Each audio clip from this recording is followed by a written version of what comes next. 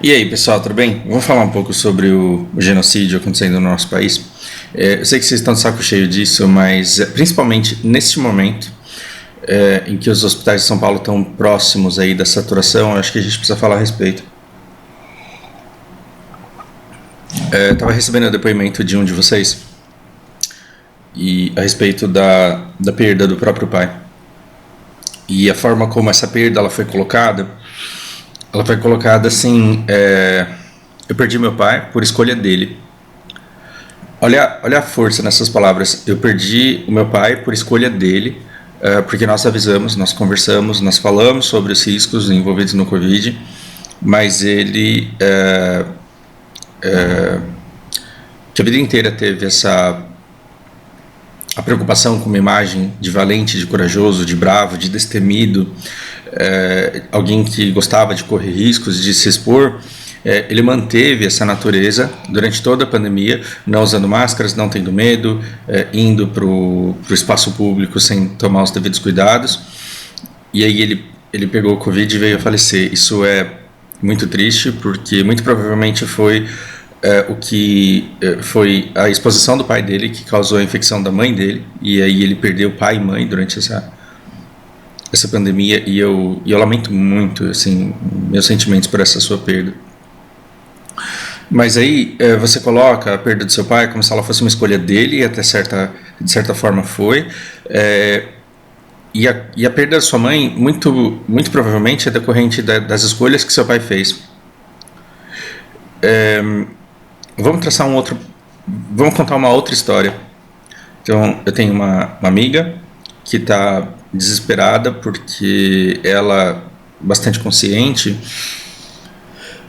sempre toma as devidas precauções, mas a irmã dela, durante o carnaval, ela se expôs. Ela falou, cara, não tem cabimento, tipo, todo mundo não é assim. A irmã dela não foi pular carnaval, mas a irmã dela, indignada com a displicência, a irresponsabilidade de todo mundo durante o carnaval,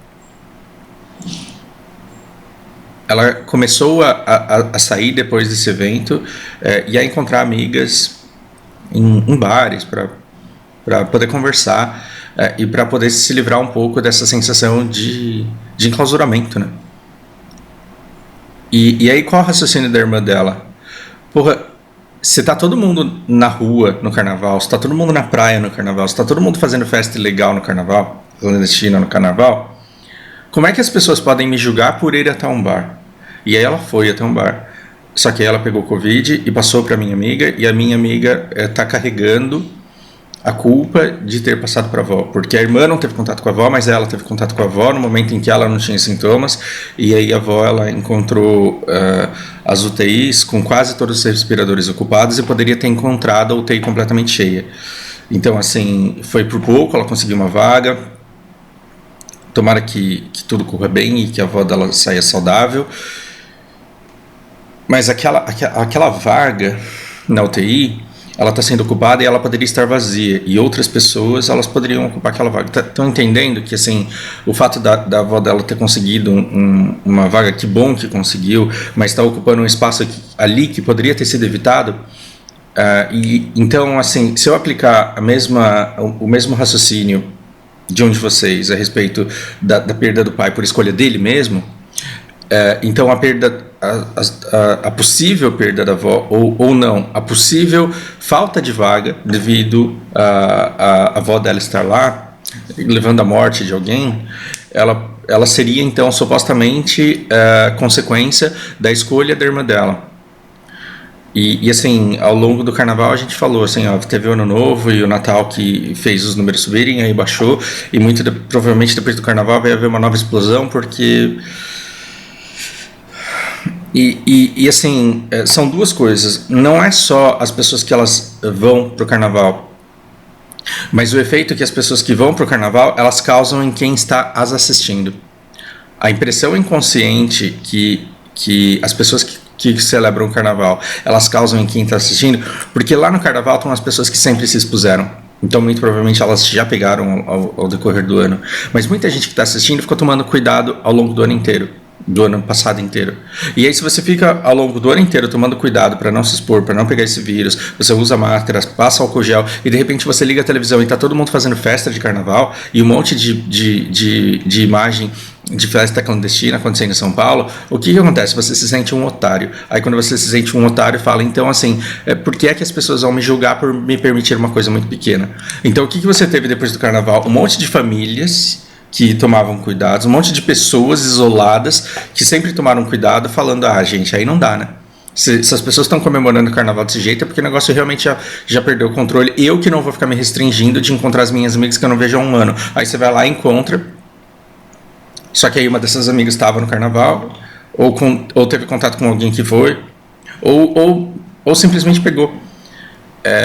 No trabalho, no supermercado, mas aí essas pessoas tendo contato, elas vão espalhando cada vez mais. E aí a gente está prestes a ver uma saturação em São Paulo. Agora, aí você me diz assim, Fausto, como que dado tudo isso, como que dado uma perda que foi escolha do meu pai, e como que assim, eu lido com uma possível perda que foi escolha da minha irmã, como que você quer colocar a culpa no presidente falando que está tendo um genocídio? E o que eu falo não é culpa do presidente, porque não é uma pessoa sozinha que está fazendo isso. São os interesses de um percentual mínimo da nossa sociedade, que é o que detém controle sobre toda ela, porque é dono de toda a riqueza, completamente interessado no maior número de mortes das pessoas. E é por isso que você alimenta essa retórica de o Brasil tem que reagir, o Brasil não pode ficar preso dentro de casa, o Brasil não pode se sujeitar a um vírus como esse, porque nós temos que batalhar, nós temos que... temos que sobreviver, mas de maneira consciente.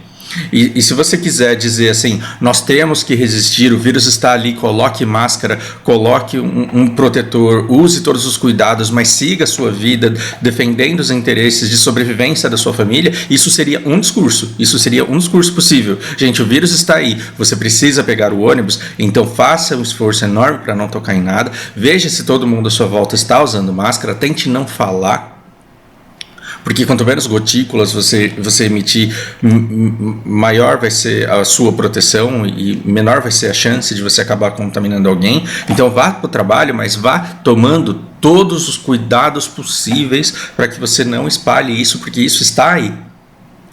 Esse seria um discurso que faria com que todo mundo falasse, carai, viado, como é que funciona esse vírus aí?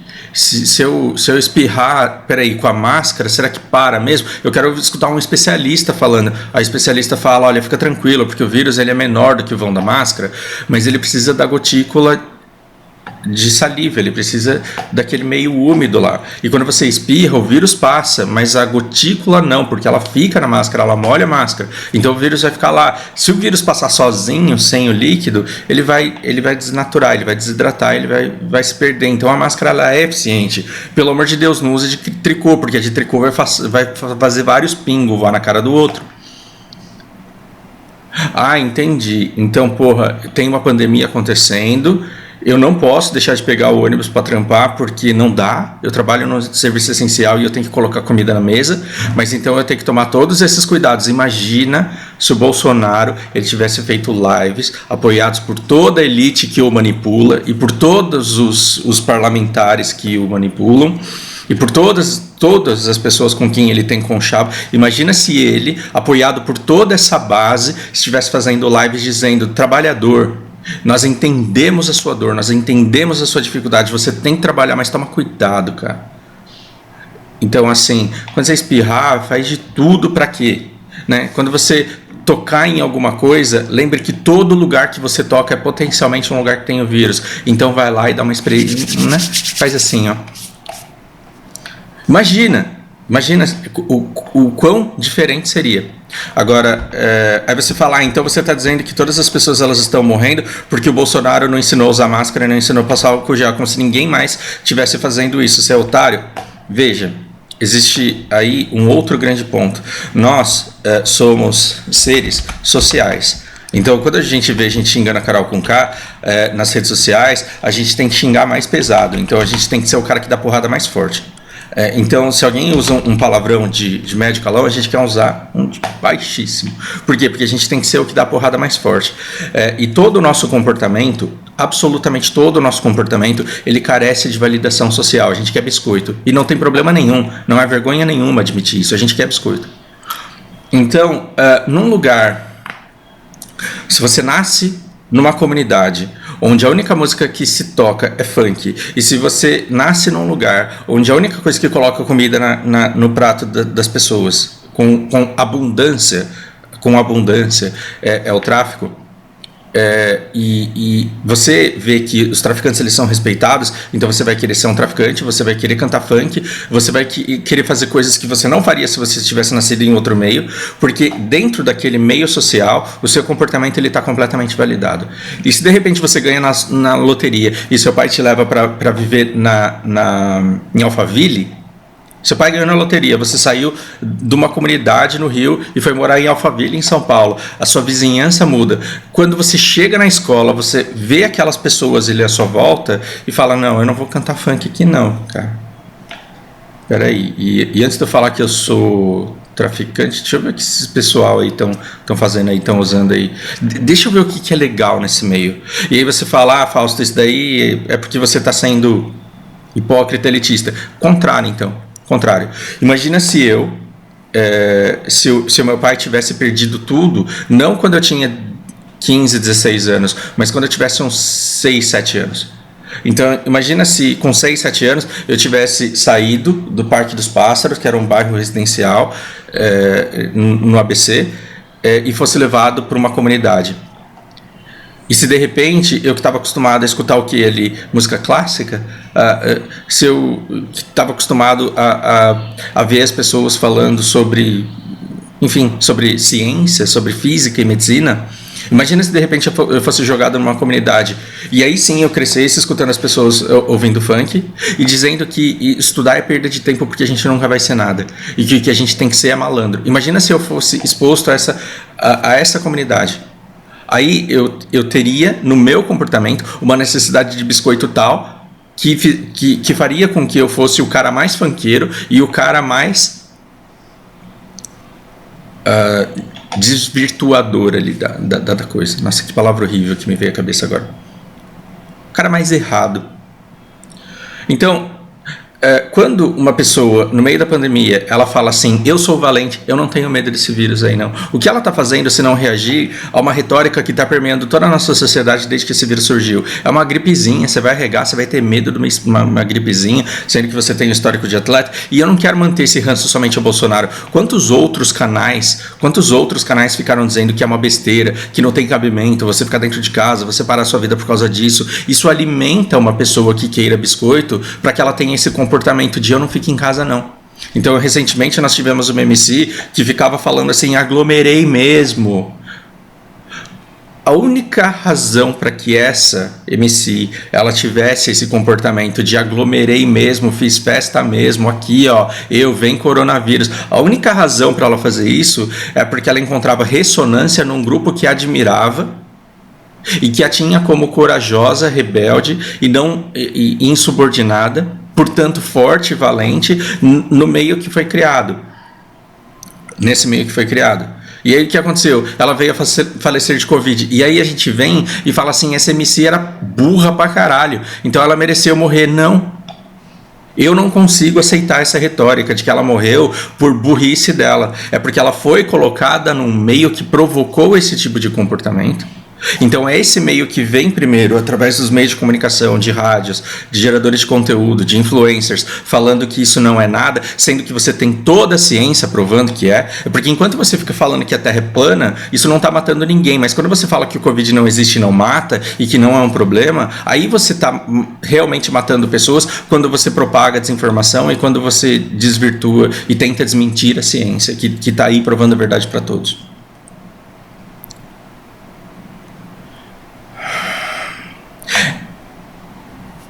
Eu entendo o ressentimento dessa minha amiga com a irmã dela, mas eu fico pensando o seguinte, vamos tentar entender o sentimento da irmã dela? E o quanto a irmã dela, ao ver as amigas, as colegas, as pessoas conhecidas, todas curtindo, o quanto ela se sentiu um imbecil. Pô, eu tô fazendo a minha parte aqui, mas eu me sinto uma idiota. Então, se todo mundo está fazendo isso, então eu também vou fazer, porque parte do que me impede de sair a preocupação com a saúde, mas outra parte que me impede de sair é a preocupação com o olhar alheio, o olhar do outro. Eu não quero as pessoas dizendo que eu sou irresponsável. Eu não quero as pessoas dizendo que eu estou colocando a vida da minha avó em risco. Eu não quero as pessoas falando merda para mim. Mas agora que, depois do carnaval, como que alguém vai me falar isso? Agora, depois do carnaval, como que alguém vai me acusar de alguma coisa por eu ter ido encontrar umas amigas minhas que eu não vejo há um ano? Então eu vou.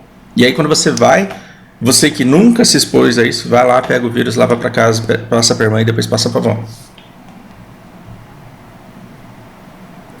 Então, a gente está aqui na nossa camada da sociedade querendo colocar a culpa na irmã, querendo colocar a culpa na valentia do pai, quando na verdade a gente não percebe que a gente está imerso num meio de desinformação há um ano, e que há um ano, eventualmente, a gente vê alguém próximo da gente pegando Covid. E assim, dessas pessoas todas que pegam Covid, um número muito pequeno acaba sendo levado. E esse grupo muito pequeno, ele poderia, por exemplo, não ser levado. Eu não estou dizendo que a Covid ela não faria o que faz em todos os outros países, mas proporcionalmente aqui o estrago é muito maior. Quando eu falo proporcionalmente, eu estou falando em percentual da população, porque é muito fácil você falar assim, o Brasil é grande, então é claro que a gente vai ter mais casos do que a Venezuela. Mas eu digo proporcionalmente, o estrago, as nossas curvas, e quer você acredite na ciência, nos números ou não, elas são assustadoras. E a gente olhou para Manaus como se Manaus não fosse a gente. E isso me deixou doente na época que tudo isso estava acontecendo, porque eu ficava falando de Manaus e parecia que eu estava falando sozinho. Mas agora isso está prestes a acontecer em São Paulo. A saturação, o colapso dos hospitais de São Paulo pode vir a acontecer nos próximos dias em decorrência do grande número de contágios que está acontecendo por parte de pessoas que estão vivendo as suas vidas exatamente da maneira que vinham vivendo até aqui, só que agora uma ou outra pessoa está pegando esse vírus, e como elas estão convivendo exatamente da maneira que estavam convivendo e o vírus não chegava, agora chegou e está espalhando no meio desse grupo, está espalhando no meio dessas pessoas. Eu estou torcendo muito para que tudo isso esteja errado, para que todas essas previsões errem feio e que os hospitais nunca saturem, mas a gente tem que conviver todos os dias com o risco de que isso pode acontecer. Aqui o hospital onde eu vou, que é onde eu tenho convênio, que é perto da minha casa, ficou saturado por 2 semanas durante o mês de janeiro. E agora está com vagas, mas assim, você teve o Natal, Ano Novo, aqui que eu ficava falando, a gente tem que ver como vai estar a segunda quinzena de janeiro, e na segunda quinzena de janeiro, durante 2 semanas, o hospital aqui do lado ficou saturado. Tinha vaga em outros hospitais? Tinha. O que significa que, de certa forma, aqui os meus vizinhos, eles nunca correram o risco de ficarem sem respirador, mas basta assim, uma pequena displicência maior de um pequeno percentual da população que anda tomando cuidado para isso descarrilhar. Vamos fazer o que a gente pode, e vamos ver que ao invés de culpar a pessoa que a gente ama, a gente pode entender o que está acontecendo com o país todo, e se a gente engrossa a massa de pessoas que se indignam e que não permitem e que não toleram essas campanhas de desinformação, a gente deveria reagir a isso. Uma pessoa por vez, a gente deveria conversar sobre essas coisas. Reflitam aí sobre isso.